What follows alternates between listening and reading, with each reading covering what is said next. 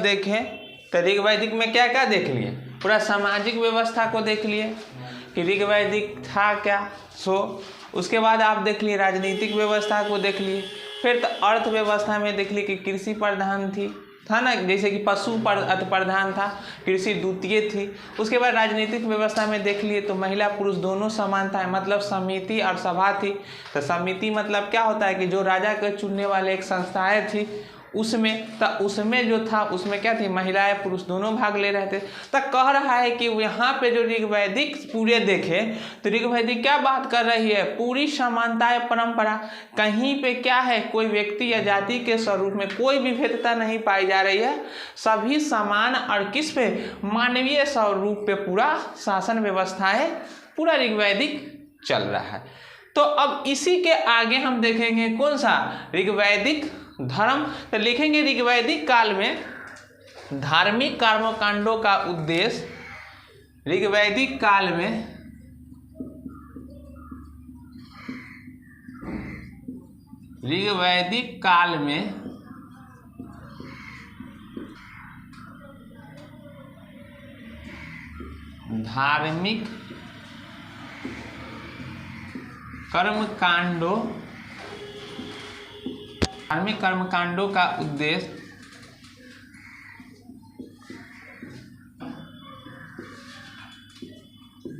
धार्मिक कर्मकांडों का उद्देश्य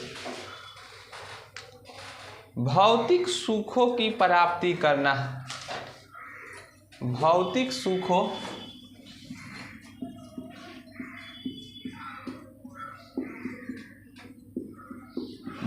सुखों मतलब क्या है, जैसे कि किसी भी भौतिक स्वरूप में तो दो था, पुत्र एवं पशु।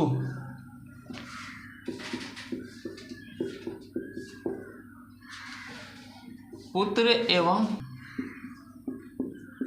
एवं पशु की प्राप्ति क्या करना, कह रहा था कि वहां पे क्या चल रही थी, धार्मिक कर्मकांड थी। क्या चला था, धार्मिक कर्मकांड में जो भी हो गए यज्ञ ये सब होता है धार्मिक कर्मकांड। तो कहीं धार्मिक कर्मकांडे चल रही थी ऋग वैदिक काल में, लेकिन इसका उद्देश्य क्या था कि अब वहां पे क्या कि भौतिक सुख, किसी और लाभ के नहीं, मतलब भौतिक सुख मतलब किसके लिए, पुत्र या पशु के लिए, पशु की प्राप्ति करने के लिए क्या था वहां पे कर्मकांड का उद्देश्य चल रहा था।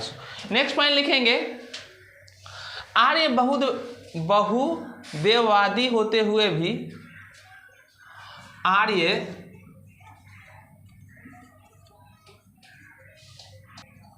बहुदेववादी होते हुए भी, आर्य बहुदेववादी होते हुए भी एकेश्वरवाद में विश्वास करते थे।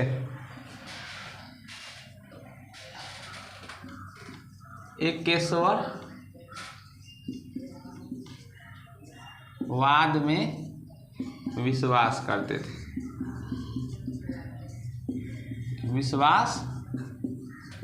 थे, तो क्या कर रहा है कि आर्य जो थे वो बहुदेववादी मतलब क्या कहने का मतलब, आर्य तो बहुत सारे एक से अधिक देवताओं को मानते थे, लेकिन उस देवताओं में उनका जो विश्वास था वो क्या था, एकेश्वरवाद, कोई एक ईश्वर के। अभी भी है ना कि बहुदेववादी बहुत सारे देवों के रूप में, मतलब ईश्वर एक ही को मानते हैं ना ईश्वर को, एकेश्वरवाद की है प्रचलन, लेकिन उस समय बहुत सारे देवी देवताएं हैं। तो वही कर है कि बहुदेववादी थे, बहुत सारी पूजाएं होती थी, लेकिन एक मुख्य रूप से इसका विश्वास किसमें था, एकेश्वरवाद में ही था।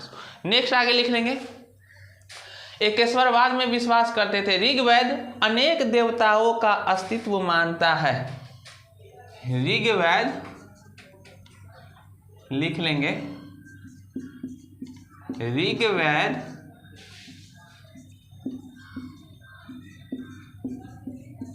अनेक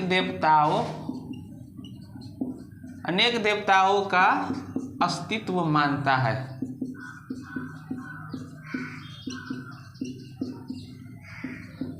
क्या मानता है, ऋग्वेद है वो अनेक देवताओं का अस्तित्व मानता है।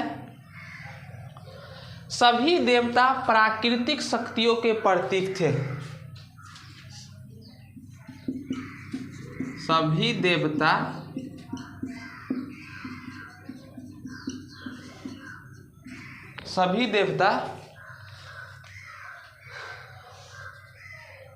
प्राकृतिक शक्तियों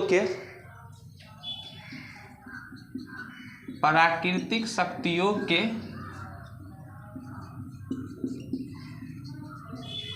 अस्तित्व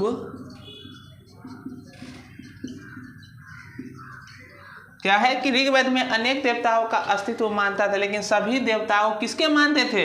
प्राकृतिक शक्तियों का अस्तित्व मानते थे। मतलब ईश्वर रूप में जो भी पूजा हो रही थी ऋग्वेद में, वो किस स्वरूप में? प्राकृतिक के स्वरूप में, कि प्राकृतिक शक्तियां जो भी थी उसी को किस में मान लिए? देवता के रूप में मान लिया गया।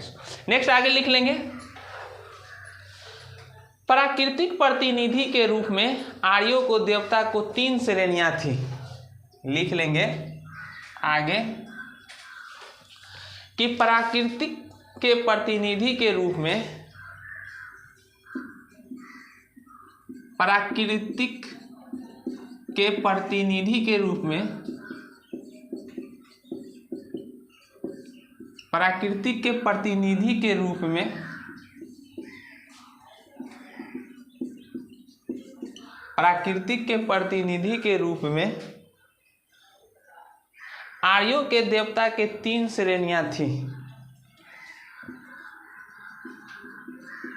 आर्यों की देवता की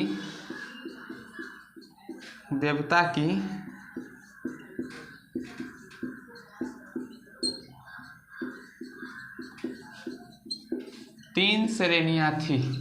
कहा कि जो प्राकृतिक के प्रतिनिधि के रूप में बांटा गया आर्यों की, तो आर्यों की देवता की कितनी श्रेणियां? 3 श्रेणियां में बांटी गई थी उस समय में। कितने श्रेणियां में? 3 श्रेणी में। लिख लेंगे तीनों श्रेणी के। पहला आकाश की देवता 3 श्रेणी में बांटी गई थी।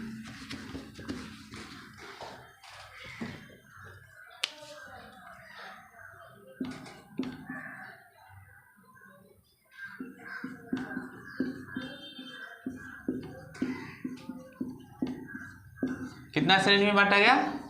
3 श्रेणी में। लिखिएगा तीनों श्रेणी। लिखेंगे 3 श्रेणी में। सबसे पहले आकाश का देवता,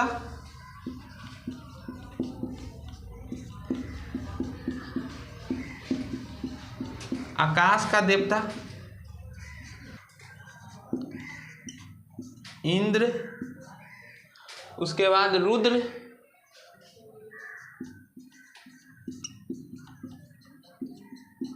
मारुत, वायु, उसके बाद यम, प्रजापति।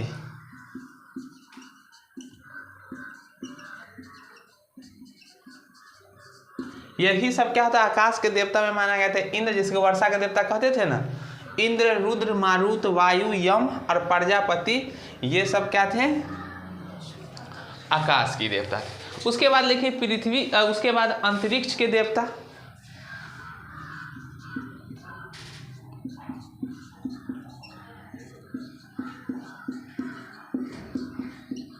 अंतरिक्ष के देवता। अंतरिक्ष के देवता में लिख लीजिएगा इंद्र, रुद्र। आकाश के देवता में गलत लिख लिए, इसको इसमें कर दीजिए।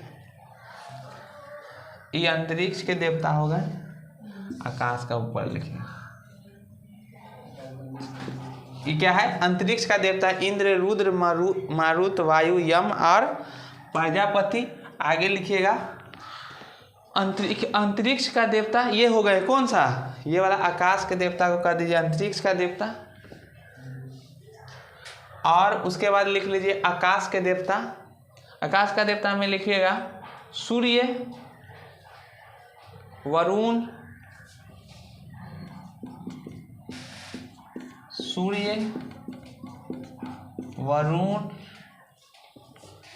मित्र,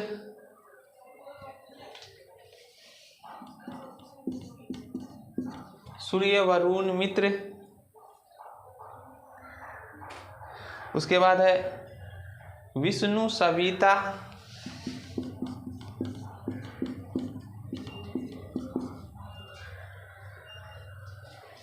यही सब है, ETC लिख लेंगे 4। सूर्य, वरुण, मित्र, विष्णु, ETC ये सब। उसके बाद आगे तीसरा लिख लीजिएगा पृथ्वी के देवता।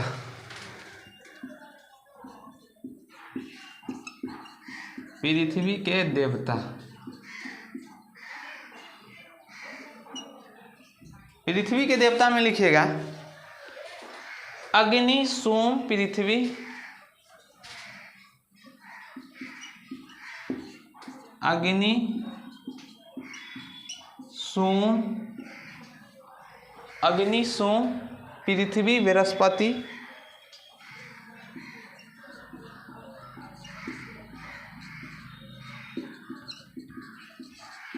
बृहस्पति, समझ गए।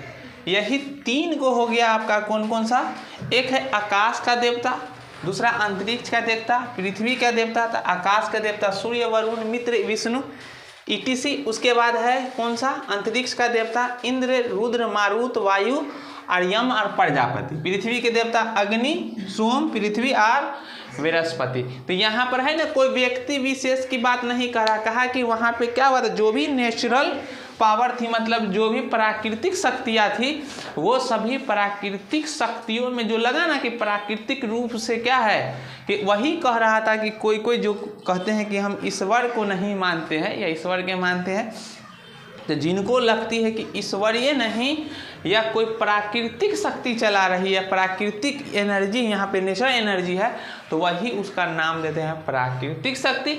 और वही प्राकृतिक शक्ति को क्या है कि ईश्वर के रूप में यहाँ पे पूजा हो रही थी। तो कोई भी अपने अनुसार जो उसको लग रहा है वैसा अपना इच्छा अनुसार, उसके इच्छा पे अनुसार करता है कि वो किस चीज़ को अनुभव कर पा रहा है। मतलब वो जिस चीज़ को अनुभव करेगा वही ना, जैसे बुद्ध हैं तो वो भी अपना प्रैक्टिस से 6 वर्षों तक के किए, उसके बाद अभ्यास के स्वरूप में उन्होंने क्या माने, तो वो ईश्वर और आत्मा को नहीं माने ना कि कोई प्राकृतिक है सो, तो कहा कि उस रूप में। फिर महावीर आए, वो अलग।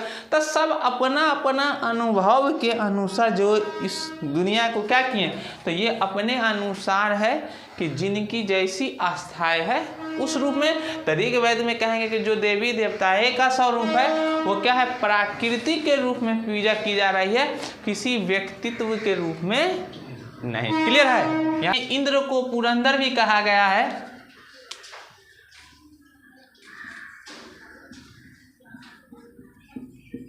ऋग्वेद में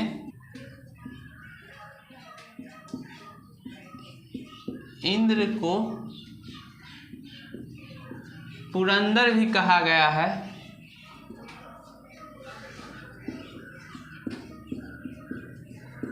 ऋग्वेद में इंद्र को पुरंदर भी कहा गया है। ऋग्वेद में 250 सूक्त इंद्र को समर्पित है।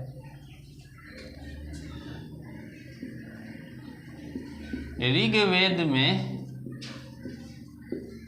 250 सूक्त, ऋग्वेद में 250 सूक्त इंद्र को समर्पित है।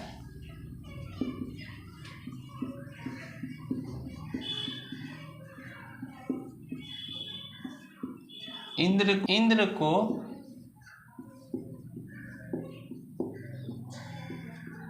आर्यों का युद्ध नेता,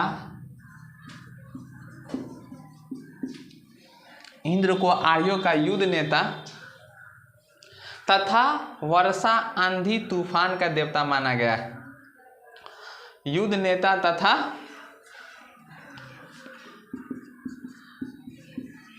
वर्षा, आंधी तूफान का क्या माना जाता है, तूफान का देवता माना जाता है। क्या माना जाता है, हो गया। क्या है, युद्ध का नेता में वर्षा, आंधी, तूफान का देवता माना जाता है। इंद्र आर्यों का सर्वाधिक महत्वपूर्ण देवता है।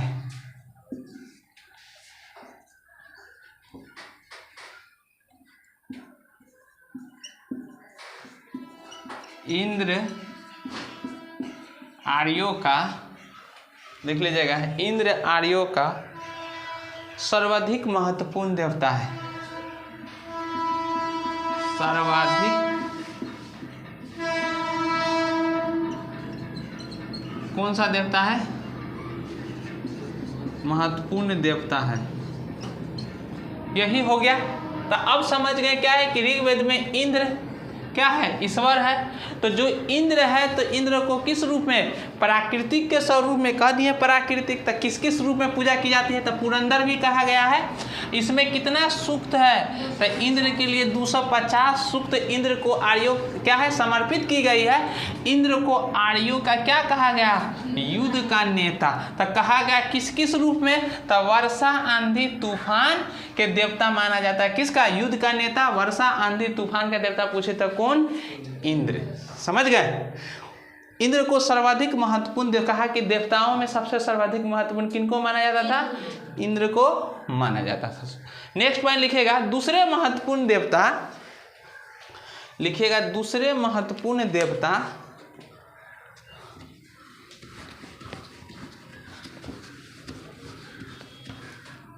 दूसरे महत्वपूर्ण देवता लिख लीजिएगा।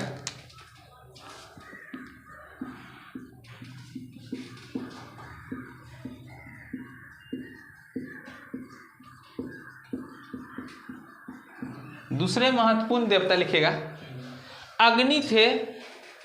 दूसरे महत्वपूर्ण देवता अग्नि,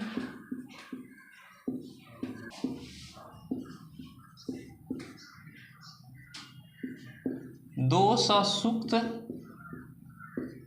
समर्पित है।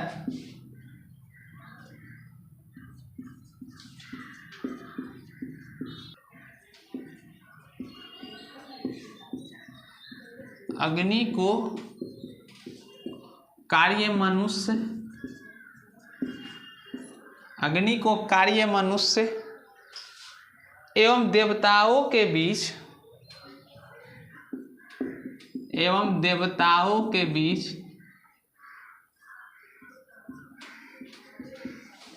देवताओं के बीच एवं देवताओं के बीच मध्य स्थान स्थापित करना था। मध्य स्थान स्थापित करना था।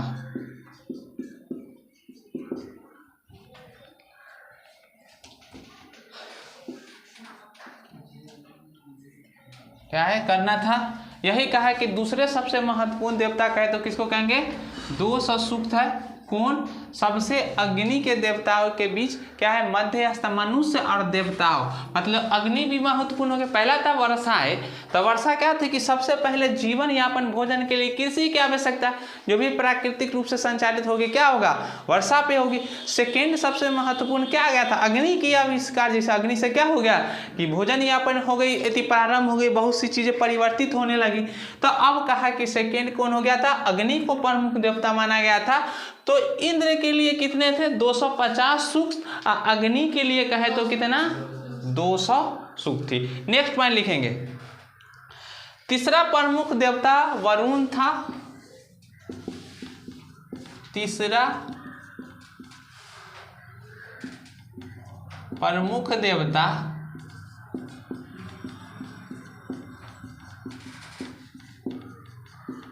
प्रमुख देवता वरुण था, जिन्हें 300 सूक्त समर्पित है।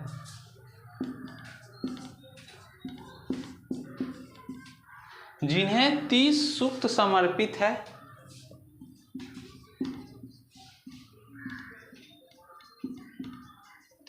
सूक्त समर्पित है। कितना है? जिन्हें 30 सूक्त समर्पित है और जो जल निधि का प्रतिनिधित्व करते हैं। और जो किसका? जल निधि। जल निधि का लिख लेंगे। जल निधि का प्रतिनिधित्व करते हैं। प्रतिनिधित्व जल निधि का प्रतिनिधित्व करते हैं। लिख लीजिएगा। वरुण को लिखिएगा नेक्स्ट।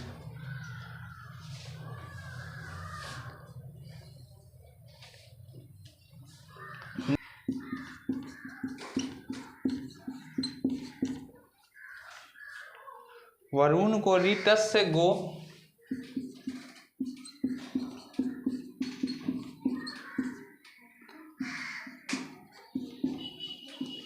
गोप कहा जाता है। वरुण को ऋतस्य गोप कहा जाता है। वरुण और मित्र देव एक साथ, वरुण और मित्र देव एक साथ, वरुण और मित्र देव एक साथ मित्रा वरुण कहलाते हैं। कौन सा वरुण? मित्रा वरुण कहलाते हैं। मित्रा वरुण कहलाते हैं। यही कह रहा है कि वरुण को ऋतस्य गोप कहा गया है, सो कहा जाता है। और वरुण और मित्र किसको, दो को मिला दिए, वरुण और मित्र को मिला दिए, तो ये कहलाया कौन सा? मित्रा वरुण के नाम से। तो यही तीन आप चार देख लें। कौन कौन? सबसे पहले इंद्र, युद्ध, वर्षा, ये सब का देवता है, आंधी तूफान। सेकेंड वाला में क्या? तीसरा प्रमुख। सबका क्या है? देखिए डिपार्टमेंट बटा हुआ है कि नहीं? तो प्राकृतिक रूप से माना हुआ है, तो वही प्राकृतिक रूप से सबका अलग अलग जो नेचुरल शक्ति है उसी के बारे में, उसी को पूजा की जा रही है उस समय। वरुण, उसके बाद जिन्हें 30 समर्पित सूक्त है, और जो जल निधि किसका है? ये जल निधि का प्रतिनिधित्व करते हैं। सो नेक्स्ट आगे लिखेंगे, ऋग्वेद में कुल 33 देवी देवताओं का वर्णन है।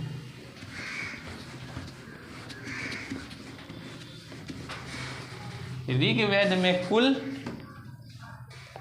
33 देवी देवताओं का वर्णन है।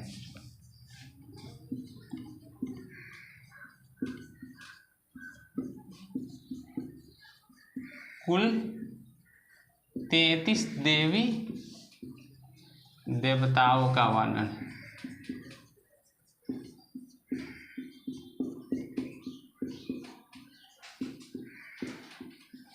क्या है? ऋग्वेद में कुल 33 देवी देवताओं का वर्णन है। कितना देवी देवताओं का है? उसके बाद लिखिएगा गायत्री मंत्र। नेक्स्ट,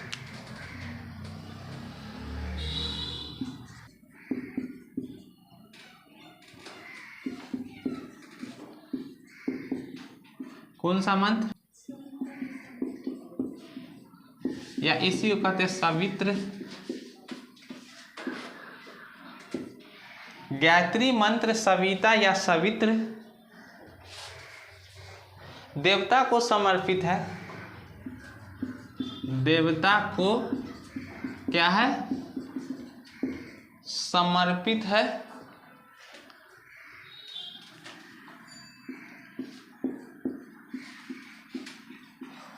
देवता को समर्पित है।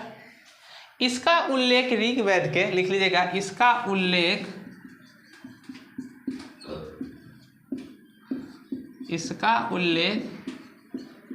ऋग्वेद के कैमे मंडल में? तीसरे मंडल में। ऋग्वेद के तीसरे मंडल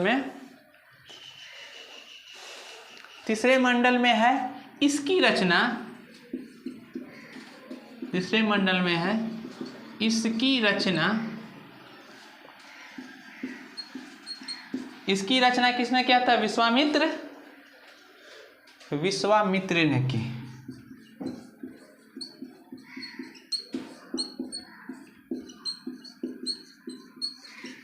विश्वामित्र ने की। यही कहा कि जो गायत्री मंत्र है, कौन सा मंत्र?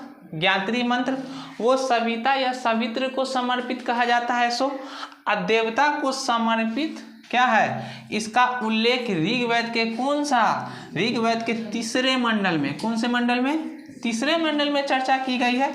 इसकी रचना किन्होंने किया? विश्वामित्र ने की। समझ गए? क्लियर है? तीसरे मंडल में कहेगा गायत्री मंत्र। सावित्र देवता जो सूर्य देवता है। हाँ, सूर्य देवता। हाँ, सावित्री देवता की रचना की गई है। सो तीसरे मंडल में है। सो नेक्स्ट लिखिएगा, नेक्स्ट पॉइंट,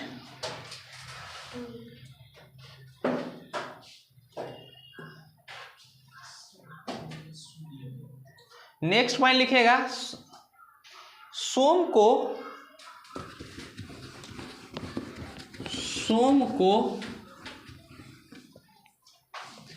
पेय पदार्थ का देवता माना जाता है।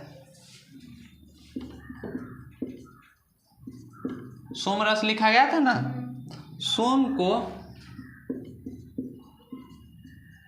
पेय पदार्थ, कौन सा पदार्थ, सोम को पेय पदार्थ का देवता माना जाता है। पेय पदार्थ का देवता माना, सोम को पेय पदार्थ का देवता माना जाता है, जिसका उल्लेख ऋग्वेद के 9वें मंडल में है। जिसका उल्लेख ऋग्वेद के कौन से मंडल में, 9वें मंडल में।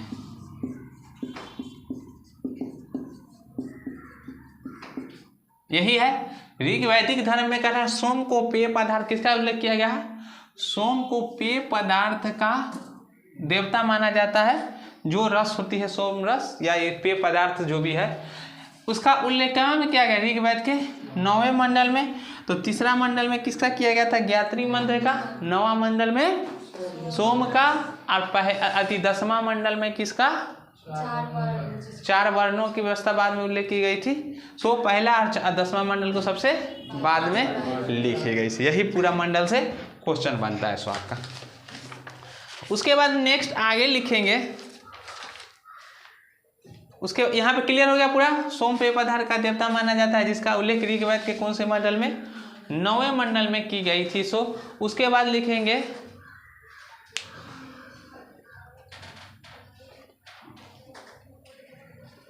घोष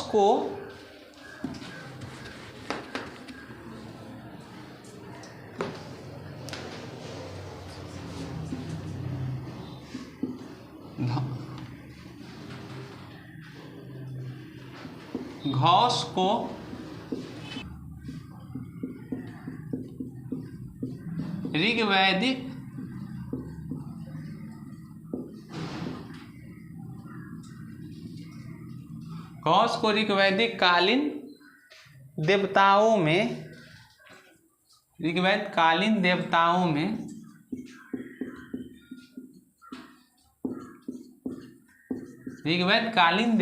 में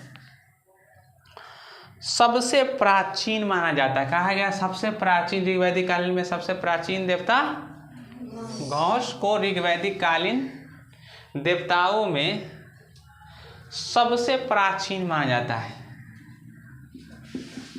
सबसे प्राचीन माना जाता है।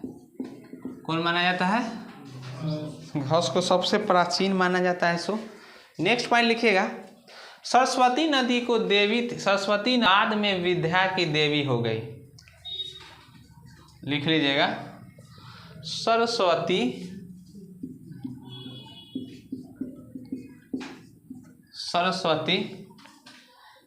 नदी की देवी थी, नदी की देवी थी। सरस्वती नदी की देवी थी, जो बाद में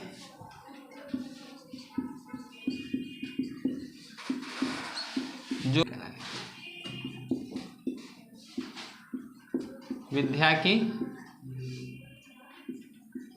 देवी हो गई। यही जब कहे कि सरस्वती जो नदी थी, सरस्वती क्या थी, सरस्वती नदी है ना, तो कहा पहले जो थी वो नदी के स्वरूप में थी, सरस्वती नदी के रूप में। आगे चल करके इनका किसकी देवी कर दिए, विद्या या ज्ञान की देवी के रूप में इनको प्रचलित कर दिए। नेक्स्ट पॉइंट लिखेगा, ऋग्वैदिक काल में मूर्ति पूजा का उल्लेख नहीं मिलता है। यहाँ पे कोई मूर्ति पूजा नहीं हो रही थी। ऋग्वैदिक काल में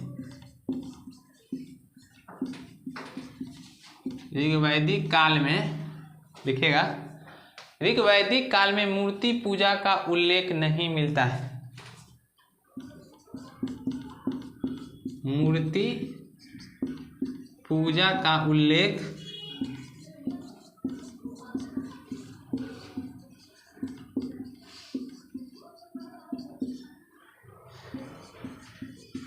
यही है कल लिखना है कि ऋग वैदिक काल में मूर्ति पूजा का कोई उल्लेख नहीं है। समझ गए? ऋग वैदिक काल में कोई मूर्ति पूजा का प्रचलन नहीं था। उसके बाद नेक्स्ट पॉइंट लिख लेगा,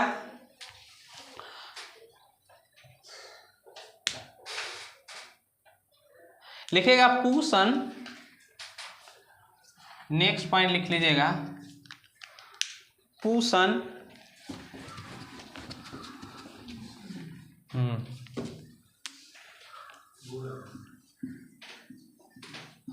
पूषण ऋग वैदिक काल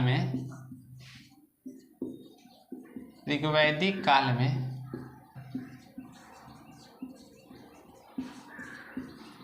पशुओं के देवता थे। पूषण ऋग वैदिक काल में किसके देवता थे? पशुओं के देवता थे, जो उत्तर वैदिक काल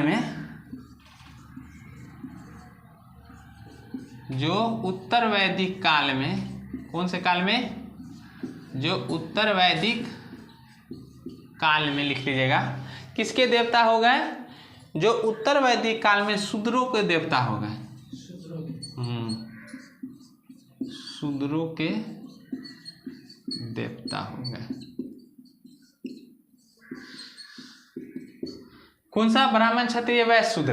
तक लॉजिक पकड़ लीजिएगा। जैसे ही जब ज्ञान की बातें ऊपर भी आएगी तो कर्म उत्तर वैदिक काल में कह रहा है, तो क्यों उत्तर वैदिक काल में रुक गई? तो उत्तर वैदिक काल में जब ज्ञान या इसका है तो अब वहाँ पे वर्णीय व्यवस्था चलने लगी। और वर्ण व्यवस्था किस पे हो गई? वो अतिवंश के आधार पर ब्राह्मण, क्षत्रिय, वैश्य, शूद्र में बट गया। तो अब पूरा को बांट लिया ना कि अब जो भी ऊपर वाला रहेगा, जैसे योद्धा वाला रहेगा अब क्षत्रिय मानने लगेगा, जो ज्ञान रहेगी ब्राह्मण मानेगा, वैश्य वाला बीच वाला, और उसके बाद वाला में जब क्या है कि जो नीचे वाले रह गए, कौन सा? जो शूद्र रह गए, वो शूद्र क्या हो गया? तो अब कहा कि जो शूद्र ने जो था नीचे, वो सेवा के मतलब मजदूरी, कृषि ये सब कर रही है। तो अब कहा कि जो मजबूरी और कृषि जो क्या कर रहा है कि मजदूर कृषि ये सभी कर रहा है, तो वो मजदूर कृषि कौन सा? तो शूद्र। तो शूद्रों को जब वो मिला तो कहा कि कौन सी देवता थी? जो पशु का। तो पशु से संबंधित कौन है? तो पूषण देवता। तो यही न जो पशु को कौन अपना लिया लास्ट में? शूद्र अपना ली, तो शूद्र का देवता हो गया। जिससे जिसका जीवन यापन चलेगा उसी को न वो मानेगा, प्राकृतिक रूप से वही मान रही है। तो जिससे जीवन यापन अपने क्या है सरवाइव करने के लिए उसको जो सहायता है उसी स्वरूप में उसको मान रहे हैं। तो वही ऊपर जाकर के कर्म कांड उत्तर वैदिक काल में परिवर्तित हुई। इसीलिए क्या हो गया? देवताओं के रूप में भी परिवर्तित हो गया। अब सरस्वती नदी है तो वहां पर तो ज्ञान की बातें ही नहीं हो रही थी, इस समय नहीं हो रहा था। अब जैसे ही उत्तर वैदिक काल में गए तो अब बटा ना ज्ञान के स्वरूप में, तो अब नदी सरस्वती को किस में जोड़ लिया? ज्ञान में जोड़ लिया। आया परिवर्तन समझ के। तो अब यही समझना है कि आगे चलते चलते बहुत सारी चीज़ें जो होती है जो पहले नहीं थी उसको आगे चलकर बहुत सारा परंपरा में जोड़ दिया जाता है। अब वही परंपरा को हम क्या मान लेते हैं? जो सत्यता नहीं भी है, अंधविश्वास में ईश्वरीय रूप को मान लेते हैं। यही ना है। तक कोई बहुत सारी चीजें होती है कि कोई फायदा के लिए अपने अनुसार बना ली है और आगे उससे अपना लाभ लेते जा रहे हैं। और क्या हो रहा है? किसी को बहुत इस अवस्था में बहुत शोषण होते जा रहा है ना। वही बात है। अब जैसे कभी कभी होता है कि राजनीति करते बहुत खराब। आप योग्य व्यक्ति हो, जैसे राजनीतिक में इंटर करिएगा पूरा चारों तरफ से राजनेता आपको बाहर कर देगा, कहेगा बहुत खराब चीज़ है, काहे तुम इसमें आता है, पढ़ा लिखा आदमी है, बढ़िया से करो। तेरे भाई सब खराब है, तू काहे उसमें है? तू जान रहा है कि अंदर क्या है? तू कहता सेवा जान लगाया हुआ है, जान पर खेल के तू जीत रहा है, बिना फायदे के उसमें जा रहा है सेवा करने के लिए, है कि मेवा खाने के लिए। अब आदमी कहता हम देश के लिए, आपके धर्म के लिए लड़ रहे हैं, आपके लिए लड़ रहे हैं, आपके लिए हम जान देने पे तैयार ना। अंदर क्या जान तू लेने के चक्कर में आए से, तब अब वहाँ पे भी आपको रोक रहा है। तो कभी कभी लगे कि अब योग्य है हमको, हम भी असेंबली में जाएंगे। रे भाई हम सरकार के अंदर रहेंगे, हम क्यों ना सरकार बन जाए। अब सब सरकार के ही अंदर में है तो सरकार कौन बनेगा। तो अम्बेडकर जी पढ़ करके आए, उस सरकार में न जाते तो कुछ कर पाते हैं, कुछ अधिकार दे देते, नौकरी करते रह जाते, प्रोफेसर बने रह जाते मुंबई में। ज़्यादा ज़्यादा कुछ प्रोफेसर है ना पोस्ट पे थे, कोई चीज़ का अति बना देते, जैसे कि कोई सचिव बना देते, तो किसी का सहायक ही रह जाते हो। सहायक रह जाता है तो ऊपर से प्रेशर रहता है, दूसरा के बात सुनना पड़ता है। और जानता है कि उतना योग्य आदमी भारत में सबसे ज़्यादा हम पढ़े लिखे, हम केकरो अंदर में रहेंगे। कहा कि दो गो चीज़ को आप कभी बांध के नहीं रह सकते। किसकी? एक ज्ञान और एक नदी की पानी। पानी भी अपना रास्ता कहीं पे खोज लेता है, ज्ञानी व्यक्ति भी कहीं से अपना गुलामी के जंजीरें तोड़ के निकल जाएगा ना, क्योंकि बौद्धिक क्षमता उसकी काम कर रही है। वो क्विक समझ जाता है गेम को, अंदर गया समझ गया। जो उपासना की जाती थी उस समय, लिख लीजिएगा, उपासना का उद्देश्य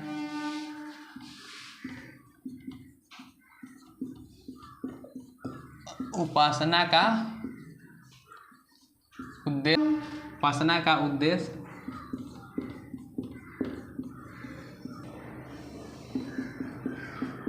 भौतिक सुखों की प्राप्ति था। क्या था? उपासना का उद्देश्य, जो उपासना की जा रही थी उस समय, उसमें क्या था? भौतिक सुखों की प्राप्ति था, या उपासना का विधि प्रार्थना या यज्ञ थी। लिख लीजिएगा, उपासना की विधि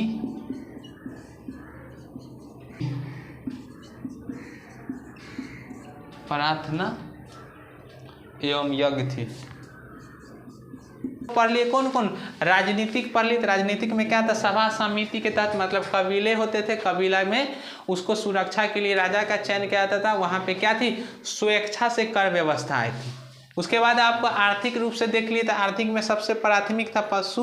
उसके बाद कृषि के स्वरूप में थी विनिमय प्रणाली था, मतलब अदला बदली की प्रचलन थी, जिसमें मुख्य रूप से गाय विनिमय के रूप में उपयोग की जा रही थी। उसके बाद धार्मिक स्वरूप में देख लिए कि धार्मिक परंपरा में जो भी पूजा हो रही थी वो किस रूप में था? प्राकृतिक के रूप में पूजा किया जा रहा था। तो अब इसी तरह से आप लोग पूरा देख लिए इसका। तो अब हमको यहाँ से समझ में आएगी कि राजनीतिक वैदिक व्यवस्था, मतलब जब वेद आया वहाँ से क्या है, ये समानताएं पूरा चले। अब जैसे ही उत्तर वैदिक में चलेंगे, इतना समझाने का उद्देश्य था कि अब वहाँ से जैसे कर्मकांड चलेगा, अब देखिएगा कि तेज व्यक्ति कैसे दिशा बदल देता। आपको एकदम दिमाग खोलना है, पढ़ाई दिमाग खोलने के लिए पढ़ा रहे हैं पूरा। तुरंत पकड़ लीजिएगा कि कौन खेल खेला है और कौन मानव को अपना बस में कर लिया और कैसे कोई कम समुदाय पूरा व्यक्ति को चला रहा है।